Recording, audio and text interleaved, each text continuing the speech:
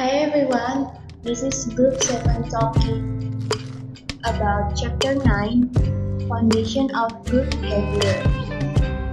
The member of Group 7 is me as Erlita Eka Anjani, and then Melina Savitri, and the last one is Naila Tala Anissa. In Chapter 9, we're gonna discuss about learning objective. The first one is define group and distinguish the different types of groups. Second is identify the 5 steps of group development. The third is show how role requirements change in different situations. The fourth is demonstrate how norms and status exert influence on an individual's behavior. The fifth is show how group size affect group performance. The sixth is contrast the benefit and disadvantage of cohesive groups. The seventh is explain the implication of diversity for group effectiveness. The eighth is contrast the strengths and weaknesses of group decision making. Then the last one is compare the effectiveness of interacting, brainstorming, and nominal group technique.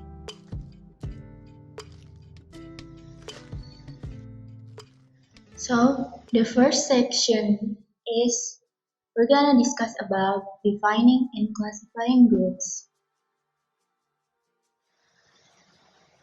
Groups we can define as two or more individuals interacting and interdependent who have come together to achieve particular objective.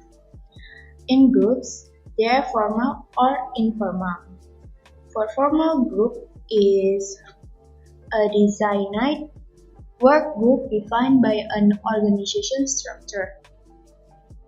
Informal group with a designated work assignment establishing tasks. Informal group also the behavior team members should directed toward organizational goals.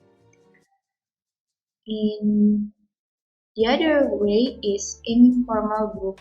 Informal group is a group that is neither formally structured nor organizationally determined, such as group appears in response to the needs for social contact.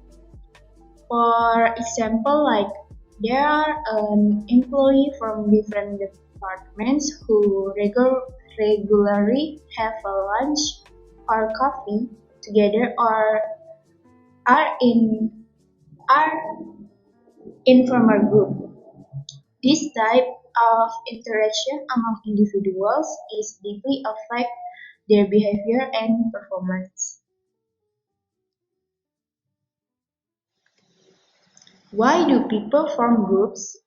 Uh, it is because our tendency to take personal pride or offense for the accomplishment of a group is territory of social identity theory. Like when we are um, experience for group succeed, it is really bring us glory in it. Different way when we are fail to do our job as a group, we will feel dejected, rejected, or embarrassed. So the tendency of the both differences experience is really affect for making or form a groups. So what is social identity theory? Social identity theory is perspective that consider when and why individuals consider themselves member of group. Like I said before, for social identity theory proposes that people have emotional reaction to the failure or success for their group because their self-esteem gets tied into a group performance. When the group does well, they will reflect glory and their own self-esteem will rise. When your group does poorly or fail, you might feel bad about yourself and might even reject that part of your identity. So, the effect for success or failure is really bring impact for the self-esteem performance. There are several characteristics for make a social identity important to a person. Like the before the slide, social identity help us understand who we are and where we fit in with other people, but they can have a negative side as well.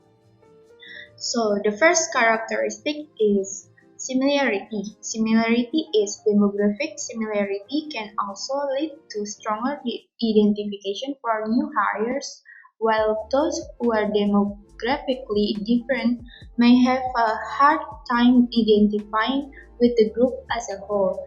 Like for example is understanding the different personality and behavior.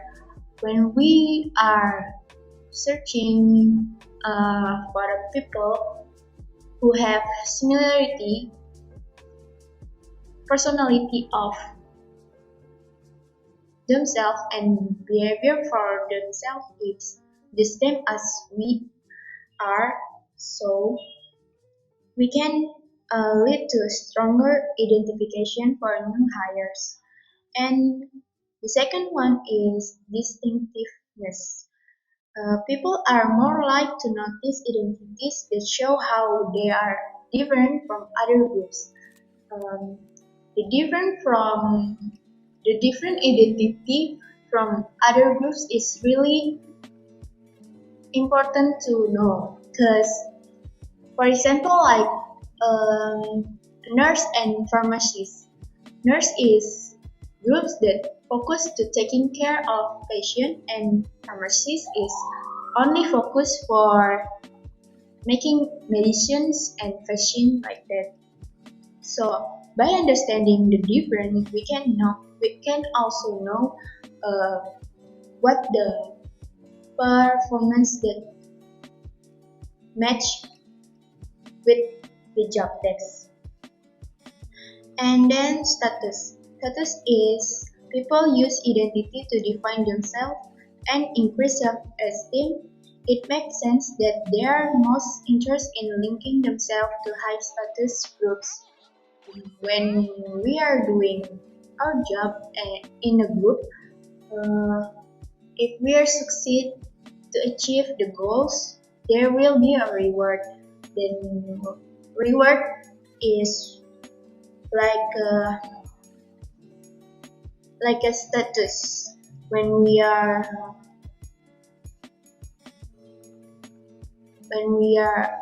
achieve the goals in success way. Therefore, high status group performance is will become noticed by other groups. And then uncertainty reduction is membership in a group also help some people understand who they are and how they are fit in the world. So understanding uncertainty for the identity of each member is really important because it can lead us to a different purpose and different leadership. Like one study showed that how the creation of a spin-off company produced question about how employees should develop a unique identity that correspond more closely to what the division was become. Section 2 is we're gonna discuss about stage of group development. The first one is forming stage. Forming stage is characterized by a great deal of uncertainty about the group's purpose, structure, and leadership. It is purpose to determine what type of behavior are acceptable. This stage is complete when members have begun to think of themselves as a part of a group. The storming stage is when intergroup conflict members accept the existence of the group but resist the constraint it imposes on individuality. There is conflict over who will control the group. The norming stage is complete when the group structure solidifies and the group has assimilated a common set of expectations of what define correct member behavior. Performing stage is in this point is fully functioned and accepted. So the group energy has moved from getting to know and understand each other performing the task of each member. So there will be improve their performance to do the job. The last one is a journey. A journey stage is for wrapping up activities group accomplishment. Other may be depressed over the loss of friendship gained during the work group life.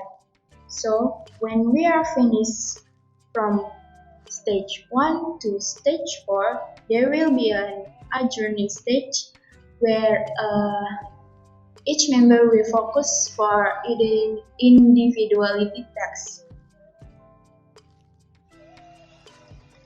Section 3 is the group properties, role, norms, status, size, cohesiveness, and diversity. The group property 1 is role. And what is role? Role is a set of expected behavior patterns attributed to someone occupying a given position in social unit. A set of expected behavior patterns attributed to someone occupying a given position in social unit is how we understand of role behavior would be dramatically simplified if each of us could choose one role and play it regularly and consistently. Instead, we are required to play a number of diverse roles both on and off our jobs. As we see, one of the tasks in understanding behavior is grasping the role response is currently playing. Like we have to know the role, what role we fit in the group to do job more effectively and efficiently. Different groups impose different role requirements on individuals. There are four roles. The first one is role perception, where there be an individual's view of how he or she is supposed to act in given situation. We get role perception is from stimuli all around us, like watch an expert so they can learn to act as they should. The second one is role expectation. Role expectation is how others believe a person should act in a given situation. It's always like we inspiring others to do the job more better, and they have an expectation to do the job more better. And the third is a psychological contract. an unwritten agreement that sets out what management expects from an employee and vice versa. The mutual expectation is what management expects from workers and vice versa. Management is expected to treat employees justly and provide acceptable working conditions, clearly communicate what is where they work, and give feedback on how well an employee is doing. Employee are expected to respond by demonstrating a good attitude, following direction, and showing loyalty to the organization. And the last one is role conflict. Role conflict is a situation in which an individual is confronted by diverging role expectation. This role conflict happens because most employees are simultaneously in occupation work groups, division, and demographic groups, and this different identity can come into a conflict when the expectation of one clash with the expectation of another. Like when there have a different perspective, there will be a conflict. Where should we implement the right role? So that's it from me, and the next session will be explained by Melina Safiti. Thank you. And next, there are three sections that I'm going to explain. So let's begin with the section 4. Section 4 demonstrates how norms and status exert influence on an individual's behavior. Did you ever notice the golfers don't speak while their partners are putting on the green, or that employees don't criticize their bosses in public? Why not? The answer is norms. What is norms? So norms is the acceptable standards of behavior within a group that are shaped by the group's members. Norms can cover virtually any aspect of group behavior, such as performance norms, appearance norms, social arrangement norms, resource allocation norms.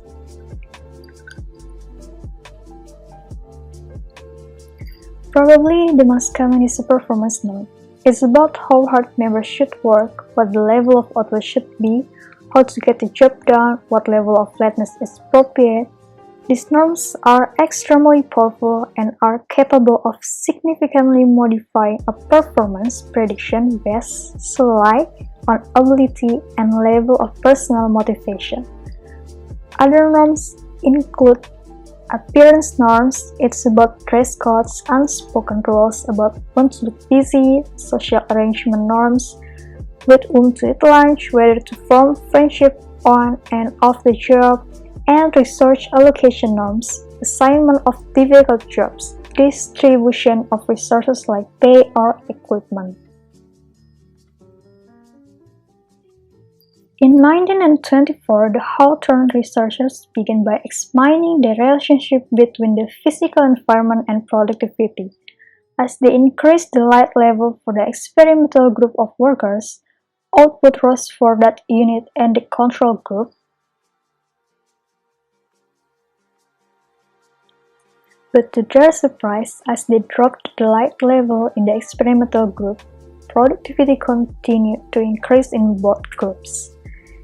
In fact, productivity in the experimental group decreased only when the light intensity had been reduced to that of moonlight. As a follow-up, the researchers began a second set of experiments at Western Electric. A small group of women assembling telephone relays was isolated from the main work group so their behavior could be more carefully observed. Because of this small group, the number of personnel and out-sick absence was decreased than women in the regular production department. It became evident this group's performance was significantly influenced by its status as special. The member thought being in the experimental group was fun, that they were in an elite group, and that management showed concern about their interest by engaging in such experimentation. A third stage in the research program took place in the bank wiring room with a similar application of incentives to productivity. Here it emerged that output was restricted, the group was indifferent to the employer's financial incentive scheme, the group developed a code of behavior of its own based on solidarity in opposition to the management. And as a member of a group, you desire acceptance by the group. Thus, you are susceptible to conforming to the group's norms.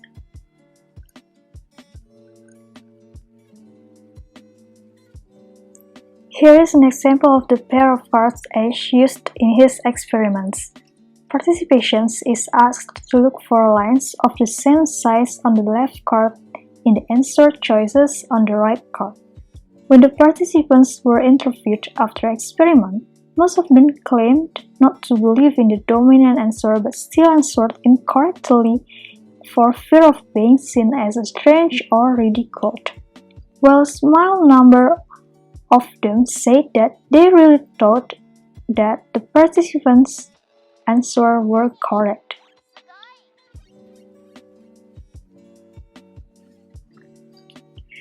Then, what behavior that violates significant organizational norms?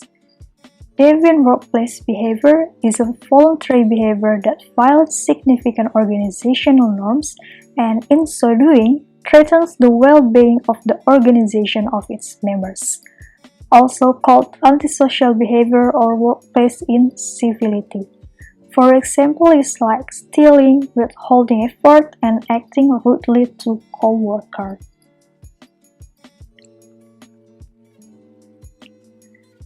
Status is a socially defined position or rank given to groups or group members by others. Even the smallest group will develop roles, rights, and rituals to differentiate its members.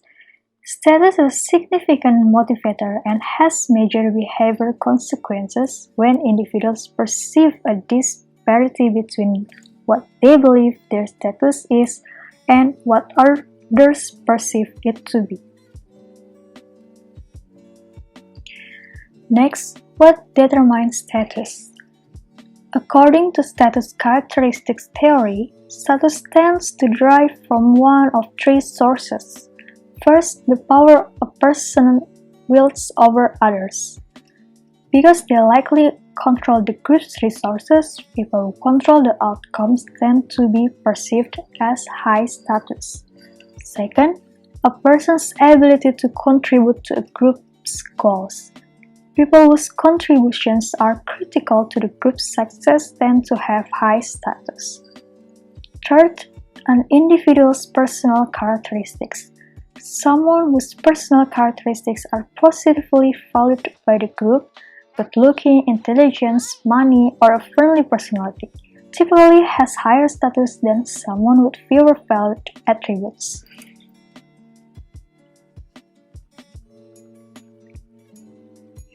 Status has some interesting effects on the power of norms and pressures to conform. High-status individuals are often given more freedom to deviate from norms than are other groups' members. High-status people tend to be more assertive group members. They speak out more often, criticize more, state more comments, and interrupt others more often. But status differences actually inhibit diversity of ideas and creativity in group because lower status members tend to participate less actively in group discussions. It is important for group members to believe that status hierarchy is equitable. Perceived inequity creates disequilibrium, which inspires variety types of corrective behavior. Hierarchical groups can lead their resentment among those at the lower end of the status continuum. Large differences in status within groups are also associated with poorer individual performance, lower health, and higher intentions to leave the group. Although it's clear that your own status affects the way people perceive you, the status of people with whom you are affiliated can also affect others' views of you. Studies have shown that people who are stigmatized against can infect others with their stigma.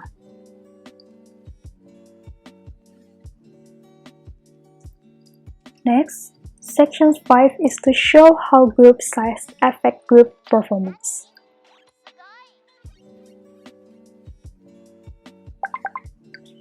Does the size of group affect the group's overall behavior? Yes, but the effect depends on what dependent variables we look at. Groups with a dozen or more members are good for gaining diverse input. If the goal is fact-finding, larger groups should be more effective. Smaller groups of about 7 members are better at doing something productive with that input. One of the most important findings about the size of group concerns social well-being. Its tendency for individuals to expend less effort when working collectively than while working individually. Does team spirit spur individual effort and enhance a group's overall productivity? Although social well-being is consistent with individualistic cultures, it is not consistent with collectivist societies such as China.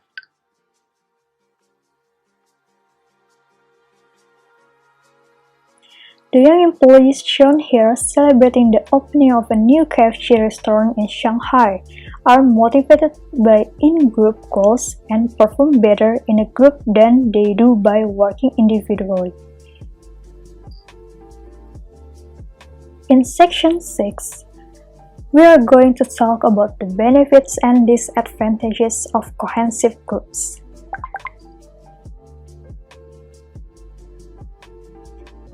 Cohesive is the degree to which group members are attracted to each other and are motivated to stay in the group.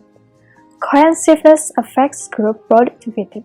Studies consistently show that the relationship between cohesiveness and productivity depends on the group's performance-related norms.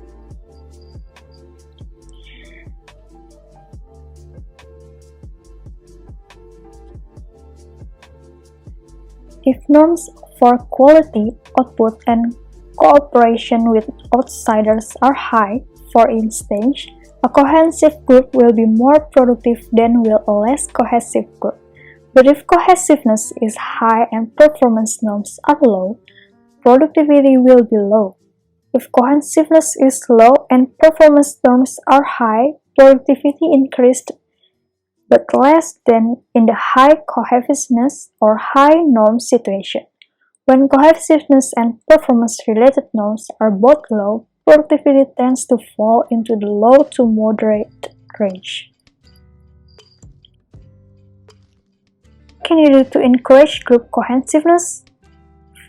We can make the group smaller, encourage agreement with group goals, increase the time members spend together, increase the group status and the perceived difficulty of attaining membership, stimulate competition with other groups, give rewards to the groups rather than to individual members, and last, physically isolate the group.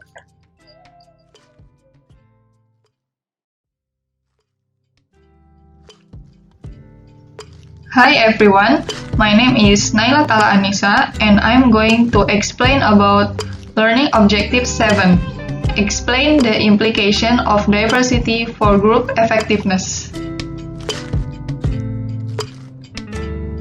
So the first one is diversity. Diversity is the extent to which members of a group are similar to or different from one another. The final property of groups we consider is diversity in the group's membership, or the degree to which members of the group are similar to or different from one another. A great deal of research is being done on how diversity influences group performance. Some research looks at cultural diversity and some at racial, gender, and other differences. Overall, studies identify both costs and benefits from group diversity. Diversity appears to increase group conflict, especially in the early stages of a group's tenure, which often lowers group morale and raises dropout rates.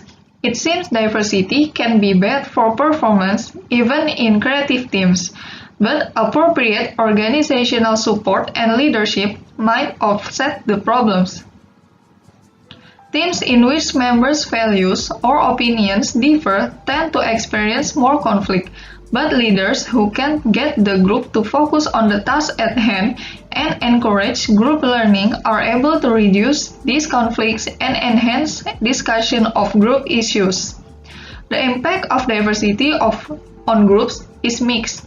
It is difficult to be in a diverse group in short term. However, if members can weather their differences, over time diversity may help them to be more open-minded and creative to do better. Fault lines. One possible side effect in diverse teams, especially those that are diverse in terms of surface level characteristic, is fault lines. Fault lines is the perceived divisions that split groups into two or more subgroups based on the individual differences such as sex, race, age, work experience, and education. Research on fault lines has shown that splits are generally detrimental to group functioning and performance. Subgroups may wind up competing with each other, which takes time away from core tasks and harms group performance. Groups that have subgroups learn more slowly, make more risky decisions, are less creative, and experience higher levels of conflict. Are fault lines ever a good thing? One study suggested that fault lines based on differences in skill, knowledge, and expertise could be beneficial when the groups were in organizational cultures that strongly emphasize results. Why? A results-driven culture focuses people's attention on what's important to the company, rather on problems arising from subgroups. Another study showed that problems stemming from long fault lines based on gender and educational measures were counteracted when their roles were cross-cut and the group as a whole was given a common goal to strive for. Together, these strategies force collaborations between members of subgroups and focus their efforts on accomplishing a goal that transcends the boundary imposed by the fault line. Overall, thorough research on fault lines suggests that diversity in groups is a potential double-edged sword. Recent work indicates they can be strategically employed to improve performance.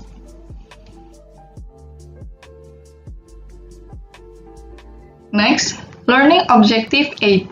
Contrast the strengths and weaknesses of group decision-making. Groups versus individual.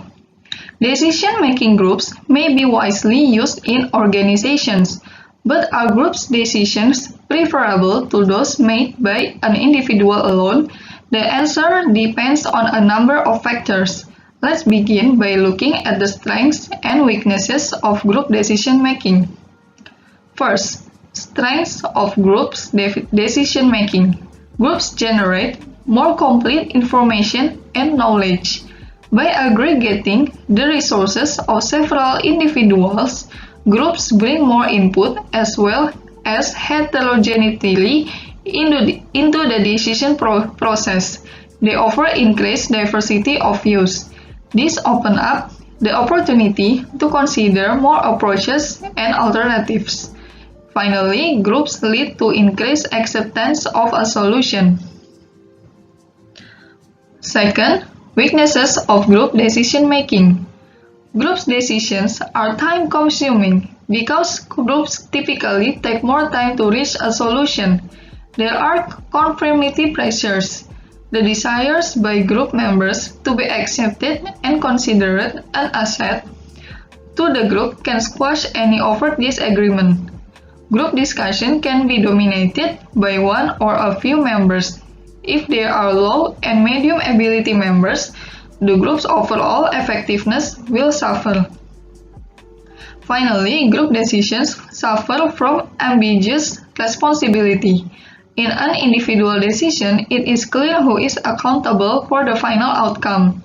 In a group decision, the responsibility of any single member is diluted.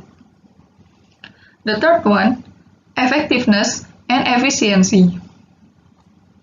Whether groups are more effective than individuals depends on how you define effectiveness.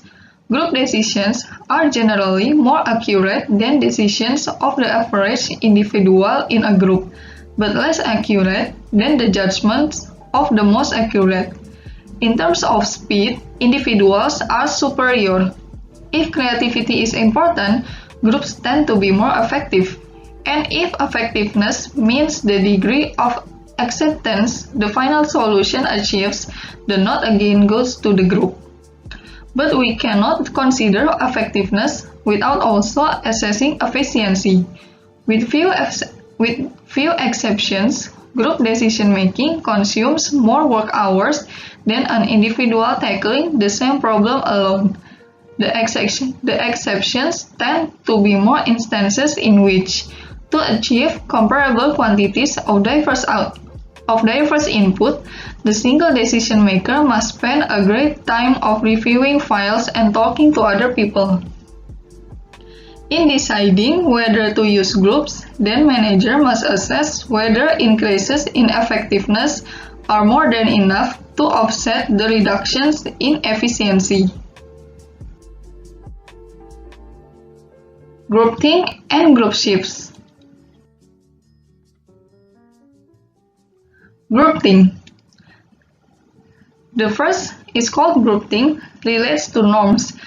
It describes situations in which group pressures for conformity deter the group from critically appraising unusual, minority, or unpopular views. Groupthink is a disease that attacks many groups and can dramatically hinder their performance. Have you ever felt like speaking up in a meeting, a classroom, or an informal group but decided against it? One reason may have been the shyness, or you may have been a victim of groupthink, which occurs when the norm for consensus overrides the realistic appraisal of alternative courses and the full expressions of defiant, minority, or unpopular views.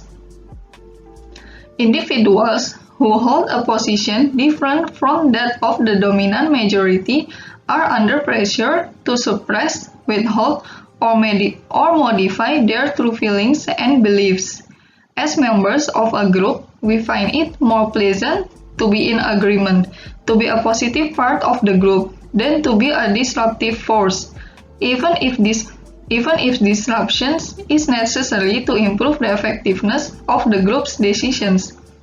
Groups that are more focused on performance than on learning are especially likely to fall victim to groupthink and to suppress the opinions of those who don't agree with the majority. So, what can managers do to minimize groupthink? First, they can monitor group size. People grow more intimidated and hesitant as group size increases, and although there is no magic number that will eliminate groupthink, individuals are likely to feel less personal responsibility when groups get larger than about 10 members. Managers should also encourage group leaders to play an impartial role. Leaders should actively seek input from all members and avoid expressing their own opinions, especially in the early stages of deliberation. Group shift. The second phenomenon is group shift, which describes the way group members tend to exaggerate the initial positions they hold when discussing a given set of alternatives and arriving at a solution. In some situations, caution dominates and there is a conservative shift, while in other situations, groups tend toward a risky shift. A change between a group's decision and an individual decision that a member within the group would make, the shift can be toward either conservatism or greater risk, but it generally is toward a motive extreme version of the group's original position. There are differences between group decision and the individual decision of group members. What appears to happen in groups in that discussion lead members towards a more extreme view of the position they already held. Conservatives become more cautious and more aggressive types take on more risk. The group discussion tends to exaggerate the initial position of the group. We now turn to the techniques by which groups make decisions. This reduces some of the dysfunctional aspects of groups' decisions.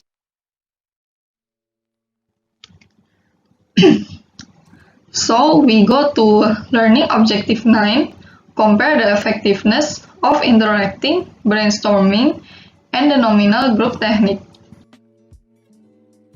We're going to discuss group decision-making techniques. The first one is interacting groups. Members meet face-to-face and rely on both verbal and non-verbal interaction to communicate. But as our discussion of groupthink demonstrated, interacting groups often censor themselves and pressure individual members toward conformity of opinion. Brainstorming and the nominal group technique can reduce problems inherent in the traditional interacting group.